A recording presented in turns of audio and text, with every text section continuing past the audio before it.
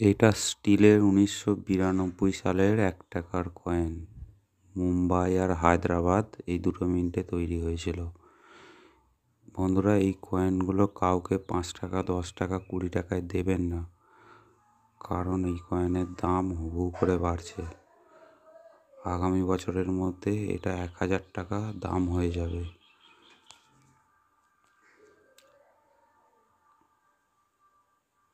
ভালো করে দেখে নিন কয়েনগুলো। 50,000 কয়েন খুঁজে তবে আমি এই 10টা কয়েন পেয়েছি।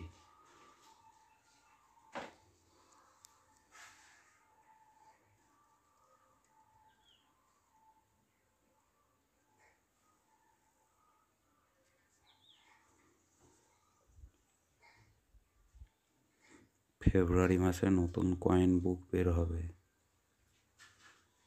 কয়েন কিন্তু সহজে পাবেন না।